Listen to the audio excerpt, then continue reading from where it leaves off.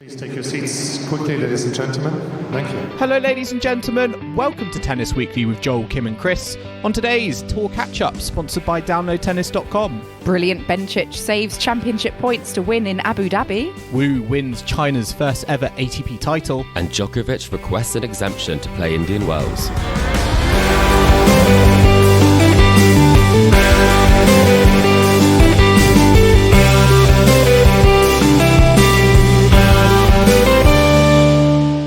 Kim, Chris, today is the 13th of February and we are here to catch up on the week in tennis at Tennis Weekly HQ, specially backed by our crowdfunders Georgina Davis and David Whitefield. We have had an enthralling week on the tour. ATP and WTA 250s and 500s, championship points saved, and some historic moments, I feel, potentially in the context of the season, which we're going to be getting onto. But Kim, first of all, what I'm excited to talk about before we get into the podcast is you have actually been away and on holiday, because I know there was some confusion about some latergrams, during our Australian Open coverage, whether you were in Belgium or not. But actually, over the last week, you have been abroad. I actually have been away. No confusion. My Instagram is kind of up to date, but yeah, I've been away. I've been to Mallorca, to Palma for a long weekend of sunshine. Lovely. And Mallorcan wine, and I have brought some ensamadas back for both of you as well. You'll be pleased to know. Was this a Rafa scouting mission?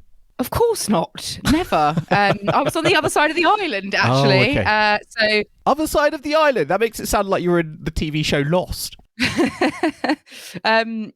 5,000 episodes later, and they're all found to be. But There's no polar bear. There's no polar bear. Spoiler alert. Polar bear. Yeah. Spoiler alert for any lost listeners. I started watching that and then just gave up after, I think, 4 episodes back in the day. But yeah, no, I'm back from Mallorca, so we haven't actually caught up for a couple of weeks. So it's nice to be back with you all, and I was very excited to listen to your episode at the Davis Cup. Chris, you did a fantastic job out in Copenhagen. I was listening and screaming with pride at Tennis Weekly's presence at the Denmark India tie. I found Freddie, Kim. I know. I was like a proud dad. You found Freddie, yeah. Proud dad, Joel, and just fangirl here, Freddie Nielsen on the pod. Proud parents of the pod, yeah. So send me out there and give me a mission, and I'll try and convert for you two. I just want to make you proud of some sports arena outside Copenhagen. Yeah, exactly. Where can we send you next, Chris? Hey, but that was my highlight of the last kind of few weeks, podcast wise, tennis wise, aside from a few wines in Mallorca. Joel, proud podcast dad. What was your favourite moment? Well, it is related to Denmark and to Holger Rune, actually, but this is Holger Rune on the tour, because he was playing this week, and he was playing Maxime Cressy in the semi-finals, and this was... I just thought this was quite funny. He was in a really tense semi-final with Maxime Cressy, serve and volley Maxime Cressy. He was really bringing his game, and Holger Rune was so close to winning, but it ended in defeat. And after the match, he got onto social media and just proving the point that I think me and Chris know, is that he just loves tennis and is willing to have a conversation, I feel, with anyone who's talking at him or with him on social media. And he replied to a fan saying, referencing Maxime Cressy's serve and volley antics. A lot of people talking about him as a serve bot. And Holger Rune said, "Super boring tennis to watch, but okay, fun to play against. I've beaten him 3 times before. Yesterday, I just wasn't quite as sharp with my passing shots, and he didn't miss many serves. So I'm enjoying this sort of cheeky chappy Holger Rune after the defeat, getting on the defensive and shutting down the serve bots." So then maybe that's the one tennis match he won't be watching then, if he says it's super boring to watch. Maybe he's not going to be watching many of Maxime Cressy's matches, even though he is a big tennis fan. He has a point, though. I don't like watching massive servers and serve bots, but he tells her how it is. So, I guess you've got to give him some due for that. But would he have watched the Dallas Open final? That is the big question, because John Isner, I think, served 44 aces in a best of 3 set loss. So I don't know if he'll have been watching that. Maybe super boring tennis to watch. Yeah, super boring that one as well, apparently. Chris, what's been your highlight from the past few weeks on tour? Well, I actually have a question for you. So I think I shared a clip with you guys of Bublik destroying some rackets. And I think for me, the highlight of this I don't condone racket abuse. I have broken a few rackets in my time. But what I would say was that he took the racket he had in his hand, smashed that. And then the commentator said, don't worry, he's got many more rackets in his bag, essentially. And then he got out 2 more and smashed them. I saw that. Were they in on it? They must have known that was going to happen or something. It felt like maybe I've been duped by social media and they've said that they've kind of put a different voiceover. They've dubbed it in. They dubbed it in. Maybe they've dubbed it in, exactly. Comedic effect. But should you get 3 warnings for 3 rackets? Or should it just be the one for 3 rackets broken? Oh, that's a good point. I was thinking that because I genuinely didn't feel like 1 warning was enough, but it isn't like 1 racket smash equals one warning. It feels just like one moment or outburst. 1 tirade, and you can have as many racket throws as you want or smashes as you want, and it could just be a warning. Yeah, I think.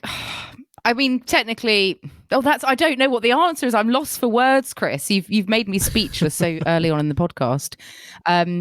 That's a really good point of is it proportionate to the crime? And I think, there should be, if you're actively going in to get more rackets to carry on smashing them, that's 3 times the amount of disrespect. So I would give a partial warning. Okay. Yeah, definitely. I think that's a point penalty. Yes, because that would be 1 would be a warning, 2 would be a first serve would go, and you're giving the 3rd as a point penalty there, Joel. I think that's fair enough. As Kim said, he's reached into his bag to actively get out more rackets to throw. And I don't know if a warning is enough. I feel like it doesn't really condone the action. And, maybe in the future, players are just like, well, I'm just going to take out all my anger in one go. Let me smash more than 1 rackets because I know I'm just going to get a warning. Well, I mean, why not, to be honest? I think if that's what the rule is, but I personally would say maybe pack a stress ball in your bag, give that a couple of squeezes and then move on. Have you ever seen a player smash more than 1 racket in the same situation? Because I can't recall seeing 3 is excessive, isn't it? That's got to be the record, yeah. 3 is excessive and it's just rude and unnecessary. So, but I think, Chris, I know you're not condoning racket abuse, but I think it is an interesting point. I think it should increase in severity, but I think they probably need to make that very clear in the rules so that the umpires have, are singing from the same hymn sheet, essentially. Bublik, sparking a debate already on Tennis Weekly to start this catch-up off. And let's look back at the last couple of weeks on tour, because I've had quite a few tournaments going on. Let's begin on the WTA side of things. We had a 500 event out in Abu Dhabi, which saw Belinda Bencic winning the title. She saved 3 championship points to come back and beat Ludmila Samsonova to get her 2nd title of the year. And her 8th title overall. Interestingly, this was a player that she'd never beaten before. So, Chris, what do you think was the crucial factor in meaning Bencic was able to kind of get the win and to turn the match around in the way she did, and against a Samsonova who she'd never managed to beat previously?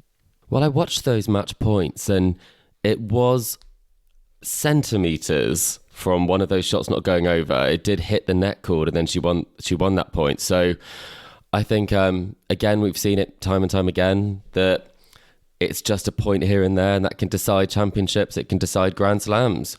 So I think when it comes down to it, the thing that probably is getting her over the line is the work that she's doing with Tursunov off the court. I think we've seen him create title winners in kind of a net Kontovic before.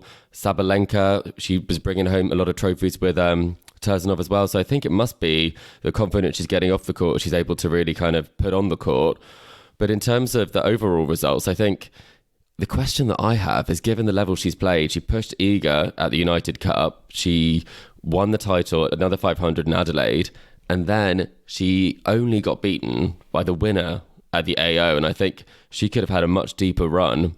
in the Australian Open, because she's showing, I think, the second best sort of level of tennis on the tour, and she's now the match leader of the year. So I think my prediction of her as a US Open champion might not be looking as wild as it might have done at the start of the season, but I'm very impressed with this, and anyone who can save 3 match points, I think, fair play to them.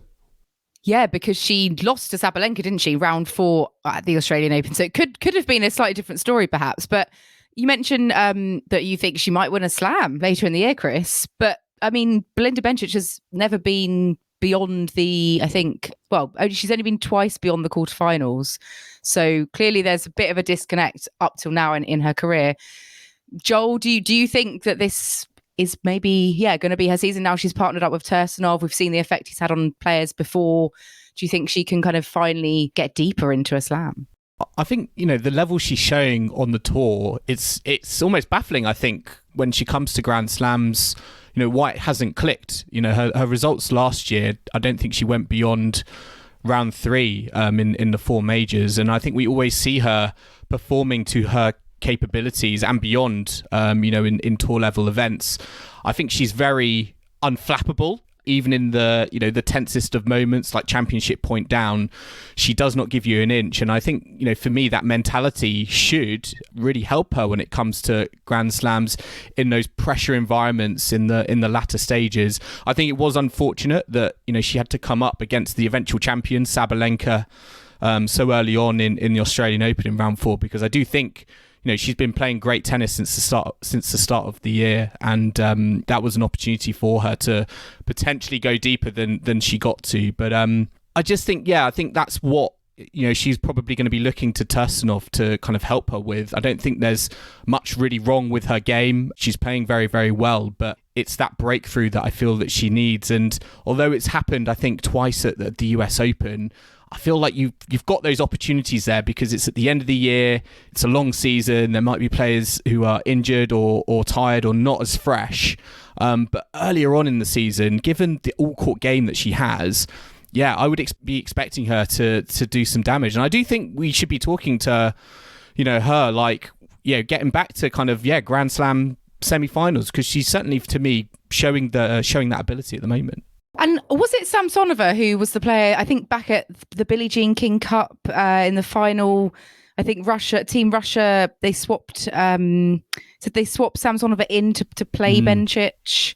And then, because they knew that she had such a good head-to-head against her, and then the Swiss weren't very happy about it. And am I correct in thinking that was the matchup that they knew would work particularly well, and wasn't particularly, was kind of against the rules, but sort of not. But she's now got the better of her, I guess, finally. So maybe that, if that came up again, if Team Russia are allowed back into events, they won't be able to do that anyway. I do think it's interesting, though, that I think her best results have been for Switzerland. You speak about the Billie Jean King Cup, winning that with Switzerland. Last time out, gold medalists as well for Switzerland in Tokyo in the singles. I think she also won the silver medal in the ladies doubles.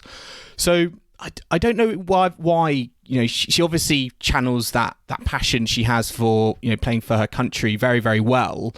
So she can play on the big the biggest stages of them all. But for some reason it makes it, to me, all the more strange that she's not, from what I've seen anyway over the last season or so, she's not quite able to transfer that onto Grand Slams when she's not playing for her country. I guess you think about that from the Raducanu perspective as well. That quarterfinal that they had, she looked like a shell of the player that she could be, and it makes you think she got very kind of angry with herself at times. And I think she has tried to kind of hold herself to a very high standard because of how well she can play. So it could be one of those ones where at Grand Slams, everyone brings their A game, and if you aren't able to kind of bring your A game against someone you should be able to beat, maybe she hasn't handled that well, and she's kind of bowed out early. And Chris, you said, which I thought was quite interesting about Tursunov, because before this, we spoke about, quite a few pods ago about Raducanu and Tursunov having a trial period. The fact that we're seeing this from Bencic with Tursunov in her camp, does this make it even more of a missed opportunity, dare I say, for Raducanu not to have extended that partnership with Tursunov, or seen maybe, or given it a bit more time, given the results it seems to be paying for Bencic? Absolutely. We we all were very excited with that partnership, and I really believe that could work. He said he gelled really well with Emma, and clearly the problem in that team is not Emma Raducanu. The problem lies somewhere else. The insinuation was it was with some of the decisions with her parents were making. So he actually insinuated through likes on Twitter, this is alleged obviously from what he said, that that was the reason he walked away from that and didn't take an extended contract. And I think when you see how he's been able to take a player who maybe, you know, in that sort of top 20 bracket and help them push forward. He did the same with Sabalenka, same with Kontaveit, doing the same with Bencic, where she's going from top 20 back to top 10 so quickly. I think that they really did miss an opportunity there, because I think it would have been the perfect match for her. And out in Linz, we had another WTA event, which saw Anastasia Potapova pipping Petra Martic to get her second title of her career. It was quite a straightforward affair, really. 6-3, 6-1 in the final out in Linz. Potapova doing the business in about an hour and 15 minutes. She was down at the start of the first set, but she clawed her way back and then seemed to be on course, going quite strong after that. So, yeah, Potapova getting her second title of the season out in Linz. We did have the top seed, Maria Sakkari, actually falling to Martic in the semi-finals, and Potapova coming through against Vondrousova, who's, got off to a bit more of a decent start to the season, hasn't she, as well? Chris, what did you make of Potapova's performance this week out in Austria? I was impressed with her. I think she's someone who, after she broke through in Istanbul last year, winning the title on the clay over there, she beat Kudermetova in that final and was very, very impressive. And I think people thought she might do a little bit more. And so I think it's great to see that she's able to put some results together and kind of live up to some of the expectation that was there. I think she's got a great kind of all-court game. I think she can swing really freely off both sides. I think she's a good match player. And she goes out and she really brings her game to her opponents, even when she's not necessarily playing the cleanest of tennis. So I thought she did very well this week. I thought the level in the Martic-Sakkari match in the semi-final was much higher than in the other semi-final with Vondrousova. So it's just a shame for me that Martic wasn't able to bring her top game, because in the highlights I watched from that match, some of the lobs she was hitting, some of the drop shots, some of the court craft that Martic had in that, it was just a shame that it got dragged into a baseline slugfest, and she didn't really end up on the right side of that for her game. But I think it's a good result nonetheless for a young player. Yeah, and Sakkari, falling again at that semi-final situation. We've seen it before, Sakkari and semi-finals. Joel, is there anything Sakkari needs to be doing? She just seems to be reaching that limit of the almost a semi-final ceiling. What do you think she should do at this stage to kind of get over that duck? Yeah, it's tricky, isn't it? I think, you look at this draw, and to me it's a bit like, Sinner this week. Sinner was able to just come through, I think, straight sets, didn't drop a set, won the tournament with ease. And I was looking at this draw in relation to Sakkari, and I was thinking she really should be just strolling through this draw, having no dramas at all, and lifting the title at the end of the week. But it's not just clicking for her, and I do think she just sort of panics in the stages, particularly when she does come in as the top seed, highest ranked player, whether she just feels that pressure and it perhaps builds throughout the week. But I think I've got to say though, Petra Martic played very, very well against Sakkari. Sakkari was playing, I thought, very good tennis. I watched some of the match she had earlier on against Donna Vekic, who had a very good run at the Australian Open. So I thought, Martic did bring her A game, but it's just, for me, Sakkari, whether she just has the weight of the expectation of being the number one seed get to her, the more it gets into the tournament, she just needs to approach, I think, every match like maybe it's just like the first round match, because I feel like she's more relaxed in those earlier rounds. Yeah, I think that's I think I would second that. But I mean, so getting to the semi-finals, we can't be, some players would love to get to the semi-finals. So it's just that we know she's got the talent to kind of go that next step, and it's just frustrating, at tournaments like this that she's not quite able to do it. Let's have a quick look back, because we do have some tournaments from 2 weeks ago, just quickly to touch upon, because we had the Thailand Open. Lin Zhu beat Alycia Sarenko to win her first career title. That was a straight sets victory. And Zhu was the player who actually had quite a good start to the season, getting to the round of 16 at the AO. I think she was the one that came up against Azarenka, who had very high praise for her after that match, saying she's, going to be top 20. So she seems to be doing the business so far in 2023, getting her first career title and making inroads on the tour. So she, I think, will be into the top 50 soon. Well, she's in the top 50 now, actually, as a result of that. Chris, just one word from you. Bianca Andreescu, I see she fell against Alycia Sarenko, the eventual finalist. Anything you want to add about Bianca's time in Thailand? I know you're a big fan. It looked like she had a really nice time in Thailand, is what I'd say. I think Was she it really too enjoyed. nice? Was it too nice? Off the court, she hadn't been before, and I think she really enjoyed it. So I think I'll leave it with that. Oh, nice. I mean, perhaps more fittingly for the podcast, and one of our players that we do sort of follow here at Tennis Weekly, Caroline Garcia. She was playing at home in Lyon. She got through to the final. She, I would say, was the hands down favourite for the final. She'd be going pretty well all week, coming through, only dropping one set en route to that final, playing at home fans, up against Alycia Parks of the United States. And when I went on to check the score, I think I was out and about, went on to check the score, and I was quite flabbergasted, actually, that Garcia didn't win. It was 7-6, 7-5 to Alycia Parks. She lost in straight sets. And Alycia Parks, yet another first-time winner on the WTA Tour. Joel, I know you're a bit of a fan of Alycia Parks. I think you've told us both before that you think she's one to watch. So were you quite feeling a bit smug when she came through and got her first title in Lyon? A bit smug, and also, I'm not going to lie, a little bit surprised because, this was Caroline Garcia. She's been in a great run of form over the last 12 months or so, playing at home, and she was really using the crowd, I feel, to try and intimidate her opponent. But yeah, Parks has been, I've been reading about, how she's being touted as, almost alongside Coco Gauff as the two brightest, lights for the future of the women's game, particularly in the United States. And you can just see her, I've been reading about how she's been growing up idolizing Serena Williams and really kind of using that as the cornerstone of her game. And you can see the power that she can bring to the court, particularly on her serve. If it goes in, it is very impressive, and it is very, very hard to get back. And when you have such a big booming serve like I think Parks does, it makes you very, very tricky to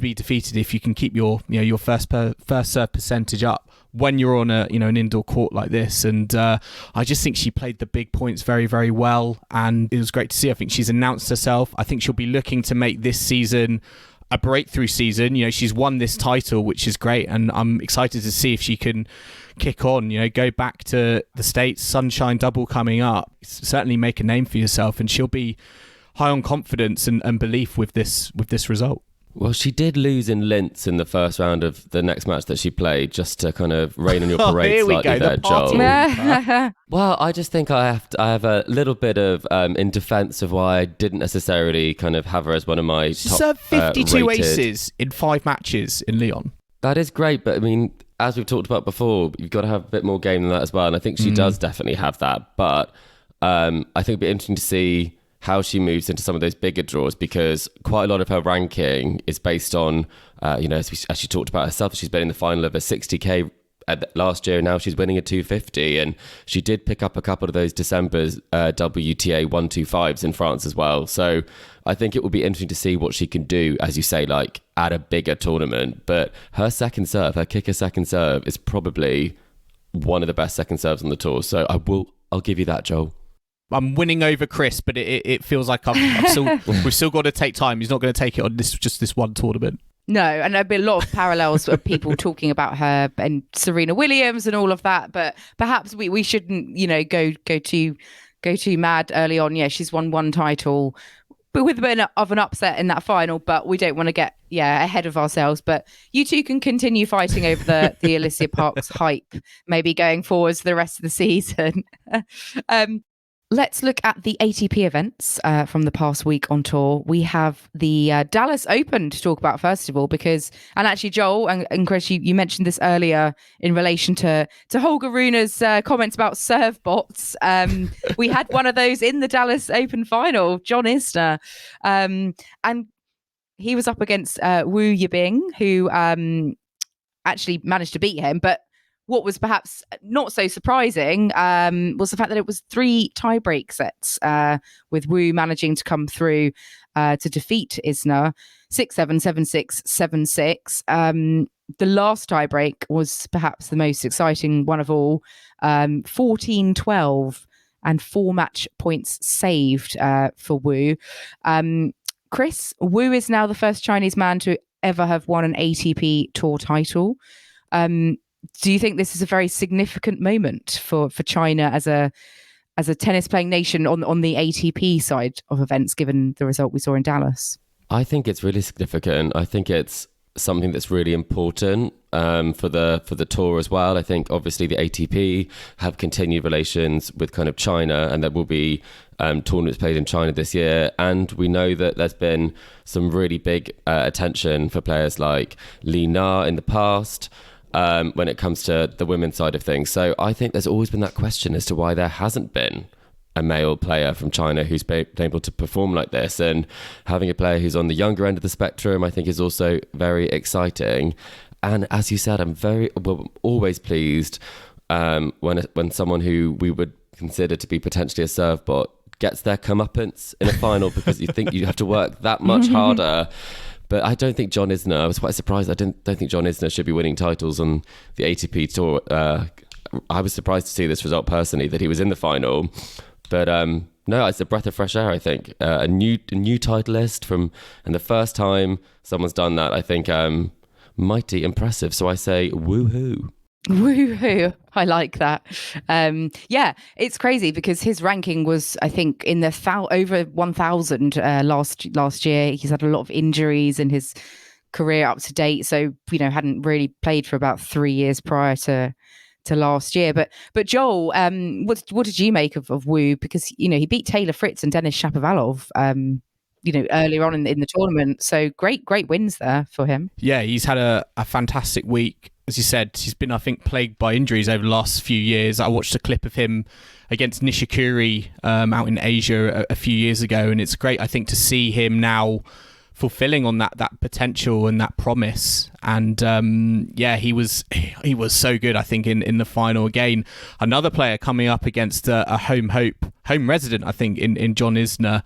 And although, I was probably surprised of which American was going to get to the final, given we've spoken about how many Americans are in the top 50. I wouldn't have put John Isner necessarily, at the top of that list, but it just shows, I think, with a big serve, it can still take you places, regardless of, if you're perceived to be getting on a bit. But I think for Wu, this is an incredibly exciting moment, and is assuming or hoping, for his sake, that he can keep himself healthy.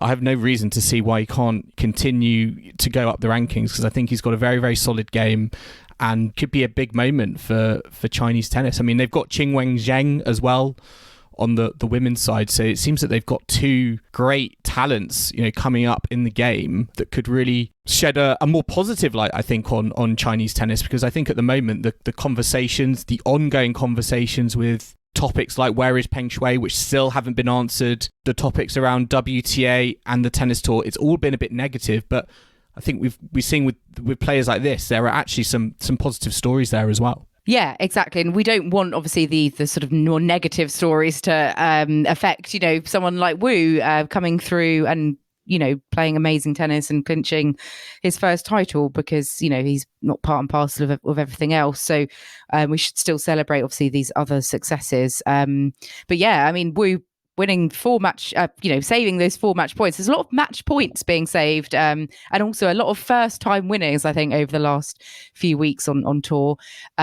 Also on the doubles side of things, Jamie Murray's teamed up with a new partner, Michael Venus, so they won the men's doubles title together out in Dallas. We also had the Montpellier Open as well in the south of France, which saw Jannik Sinner winning the title, straight sets over Maxime Cressy, which is where the comments from Holger Rune came from earlier, because it was Cressy that beat Holger Rune in the semi-final out in Montpellier. But yeah, Sinner getting the better of Cressy in the final, 7-6, 6-3. Interestingly enough, Sinner's only ever lost one final on the tour that he's played. That came in the Miami Masters out in 2021 to Hubert Hurkacz. Joel, do you think Sinner's almost perfect record in finals made him kind of, the standout favourite when it got to this stage of the tournament? Or do you think Maxime Cressy should have perhaps done a bit more in that final?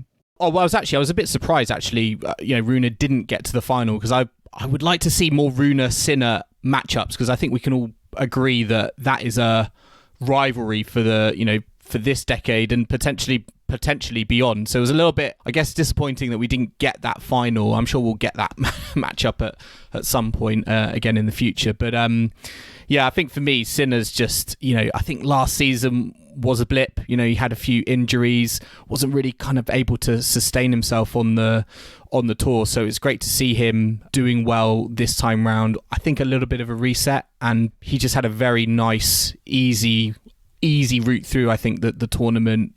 Nice walkover to begin with against Fucsovics.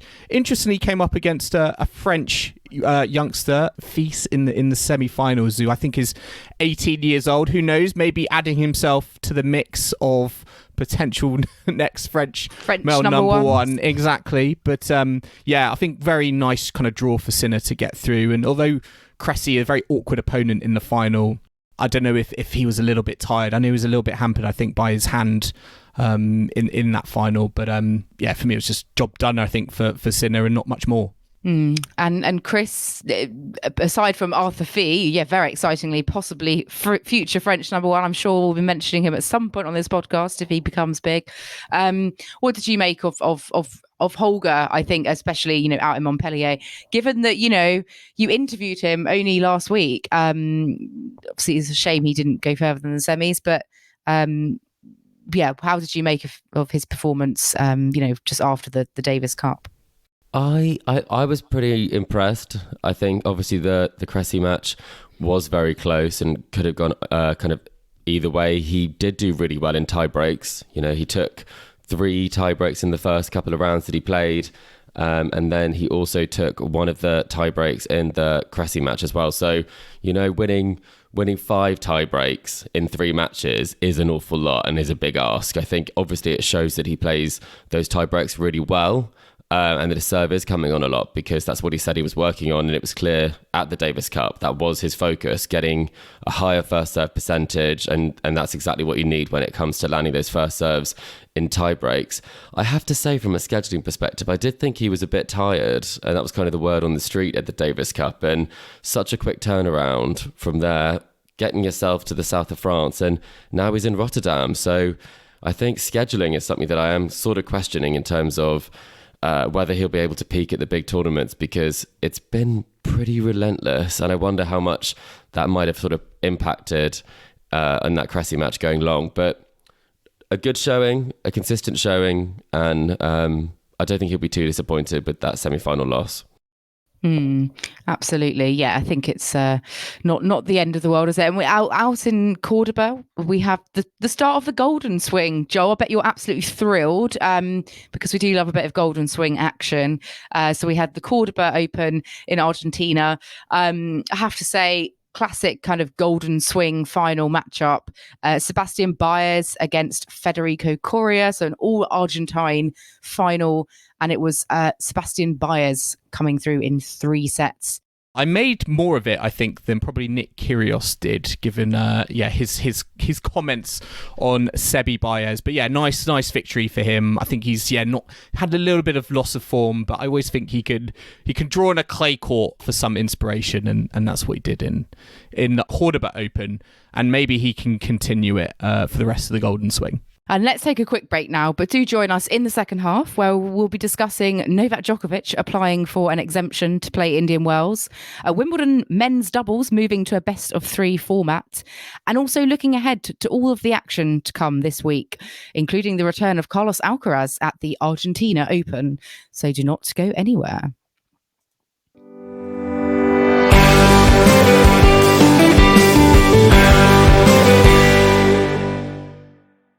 Welcome back to the Tennis Weekly podcast, sponsored by downloadtennis.com. And now we're going to move on to a bit of par for the courts, I think, Joel. I think you've got a potentially quite hideously hard one up your sleeve. It's a different, do you know what? It's a different type of format for a par for the courts, or a different topic area that I've not tried before, but I'm keen to see how you both get on. So I'm actually going to give you and our listeners a Grand Slam. The answers. Well, Thanks, no, not the answers. Well, not just yet. But I'm going to give you a Grand Slam and a year and an event. And I want you to tell me as many of the round of 16 entrants as possible. Oh, and wow. I know. And the event I've chosen is a quite unique one. I think we can all agree on. It's the 2020 French Open, which everyone, of course, will know as the French Open that took place in the cold, dark Parisian skylines of October, when they just decided to kind of up sticks from April, May time, and were like, we need to make some money. Let's do it in October. So yeah, 2020 French Open, round of 16 in the ladies event. I'm not going to give you the countries just yet because I feel like that would be a little bit too easy. But yeah, I'm looking for any of the round of 16 ladies singles players who reached their 2020 French Open. Oh, gosh. Chris, Wait, I feel you like... said ladies singles, right? Yes, ladies singles. Okay. And this is going to be a back and forth. So I feel like we can start with Chris on this one. So yeah, I'm going to let Chris kick us off. I'm not feeling very confident, so I think I'm going to go for the winner of that tournament. I really hope, was Iga Swiatek. Correct. Yes, Iga Swiatek is in the round of 16. I'm going to also play it fairly safe to start with. I'm going to go for the finalist, and that was Sofia Kenin. Can you believe it? That is very good. I wouldn't have put that as my first answer, but yes, correct. Sofia Kenin on the list. Maybe we should work our way back down to the round of 16, Kim. I'm going to go for a semi-finalist, and I'm going to go for one of Joel's favourite semi-finalists from recent times, but this was actually a quarterfinal this year, Trevisan. Correct. Yes, Martina Trevisan on the list. So if we're doing round of 16, I'm going to go for one of the other surprise acts, which was Nadia Podoroska. Very good, Kim. On the list, Argentinian Podoroska, yes. I think Kvitova had a good run in October that year. Correct, yes. Petra Kvitova, Czech Republic, yep, on the list. That definitely skipped my mind. Another player I think got to the... Oh, gosh, I'm sceptical about this now. No, I'm thinking of the... I'm now going into the year that Krejcikova won, I think. Go with your gut, Kim. What are you thinking? Well, Don't this say player a Russian. No. This player might have... Well, they would have been allowed to play then, wouldn't they, in 2020? Yes. Yeah. I can't think of anyone right now anyway. I wanted to say Maria Sakkari, but I think the semi-final she got to was 2021 because she had a match point, I think, and then lost to... Oh, I'll just say Maria Sakkari because perhaps she got to the fourth round. Maria Sakkari. That is an incorrect answer. Oh, no. Oh, no. Maria Sakkari not on the list. I thought you were going to say Barbora Krejcikova, who did reach the round of 16. Did she? Yeah. I had no idea about that. Yeah, I know. This is a very testing one. I had Halep. I still had Halep to go. I mean, and then you could I was have had really Halep. questioning. Yeah, she obviously lost to Iga Swiatek in the round of 16. Yes, Trevisan.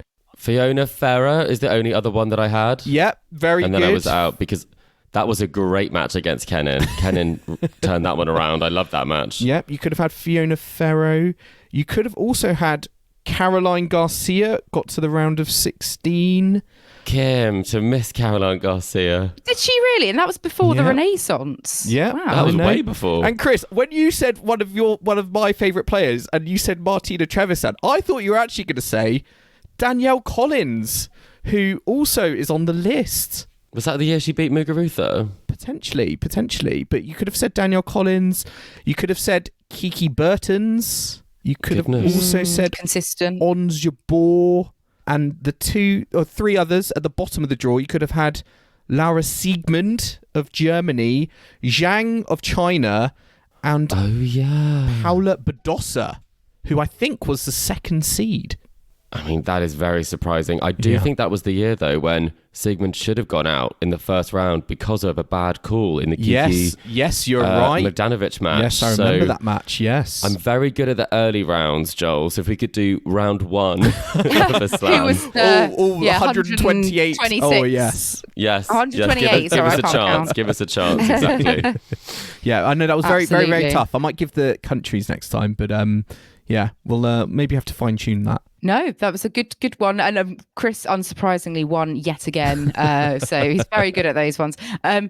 Let's have a look at the mailbag from this week, because Tom very kindly got in touch on email and asked us the following question, which is quite an interesting one, I must say. He said, "Hi guys, following on from the success that biomechanics has had on the Sabalenka serve, which player and shot do you want to see undergo the same treatment?" Oh, that's really good and topical question. So thanks, Tom, for getting in touch. Chris, what's your answer to Tom on this one? Well, I think I have talked about it already this year, but Coco's forehand, I think let's get some biomechanic analysis of that, because I think that could really do with some improvement. And then I thought in the spirit of equality, I would also go for Stefanos' backhand return, because I really don't understand what's There's a lot of going on backhands, there. I think, on the men's game that I would put biomechanics to. Did you go for a similar thing then, Joel? Yeah, I was thinking the Berrettini backhand, just constant topic of debate in terms of limiting his game. I also was maybe thinking about the Cam Norrie double-hander. I know it works very well for him, and he's doing very, very well with it, but it's still on TV. It just looks very, very awkward and very, very stiff. I've personally gone for something really niche. And do you remember, Chris, this was maybe predating your time on the pod, but Joel, you'll definitely know Indy de Vroom, who was famous for hitting a significant amount of double faults in any one match. And I thought if she could do with a better second serve and get some help with the biomechanics of that, her double fault count might go to a more reasonable level. I think, if there was some ridiculous stat, I can't remember the ins and outs, but she really goes for her second serve and then as a result hits a significant amount of I did double not, faults. Kim, I'm not going to lie, I did not expect Indy de Vroom. I know we are a tennis podcast and I know we're big tennis fans, but I was just thinking, biomechanics is the new trend, isn't it, at the moment, I think like getting someone who, supports your mental health was like the big thing last year. And now this year, it feels like it's the year of biomechanics. Yeah, I mean, I'm tempted to, book an appointment, see if they can improve my serve as well, because I don't even think Sabalenka had a problem given how bad my serve was. So I think it is definitely the hot topic. And I think I think there'll be a few players on the tour who'll be thinking, why haven't I done this? And maybe this is something I should actually look into, because clearly it's made a big difference for her. Yeah, absolutely. Well, her first Grand Slam title, so biomechanics all the way. But yeah, thank you, Tom, for your question. That definitely got us thinking, and also got a very niche tennis player onto the pod again. Any Dutch listeners out there, I'm sure you'll know exactly who Indy de Vroom is, and any listeners who like to drop down to the lower level of professional tennis as well will absolutely know Indy de Vroom. Couple of bits of news, though, from this week before we finish up today. One of which is Novak Djokovic making headlines again, and headlines in relation to COVID and vaccinations and travel requirements, because currently the United States do still have a ban on visitors who are not vaccinated. That is going to end, I think, on May the 11th this year. So that will mean that Novak can play the US Open later in the season, but it will mean that he's not currently allowed to play Indian Wells or Miami. Novak Djokovic has, however, basically put in a request for a special exemption. He's submitted the documentation for that, so he's waiting to hear if he will be able to enter the country essentially before the rules are lifted. Tournament director Tommy Haas has said that he wants Novak to be able to play. It would be a shame if he wasn't there. But obviously, a rule is a rule, and we saw what happened in Australia when Novak was trying to get in. What do you make of this news? Do you think this is just a really bad decision from Team Novak? Trying to go for an exemption, or in light of the fact the rules are going to be over in a couple of months anyway, do you think it's like the sensible thing to do? Chris, what's your opinion on this news? I think it's very unsurprising. I think we've seen what went down in Australia, and that even in the height of all of that, he still sort of wanted to try and get into play. And I think that is his goal, is to play tennis. And if your goal is to play tennis, you're going to apply for an exemption. So I don't have an issue at all with the request being put in. I think it's completely up to the people who make the rules. I just hope there's a consistent and clear answer when it comes to this, because we don't want any confusion. We want complete clarity as to whether exemptions are going to be allowed for these tournaments. I do think that good old Tommy Haas did go a little bit too far by saying it would be a disgrace if he couldn't play. I think it's definitely would be a shame not to see him play there, but it would be more of a shame if the rules were not stuck to. And the rules are there for a reason. Rules are being lifted. He'll be able to play the US Open. So he's number one without the points from the Sunshine Double. And I think he'll be fine with or without it. If it was whether I'd let him play, if it was up to me, if I was the president of the United States of America, I feel like that's what the question is, not the tournament director. But I would have no problem if he got an exemption and played. I don't think that would be a problem. And Joel, do you have anything to like? Are you in agreement, or do you think? Yeah, differently? I think it's hard not. I understand maybe from a PR point of view with tennis fans why this would be controversial. Like in terms of applying for an exemption, feeling like you're different and you want to be there. But I do think like maybe times have changed, and I understand where he's coming from. He just wants to play on a tennis court, and I'm just thinking, just let him play. Just let him play. I think as much as like he has his critics, I think tennis is better when he is on the court doing all these amazing and superhuman things. So I think it would be a loss to the tournament if we didn't see him there. So I would like to see him there.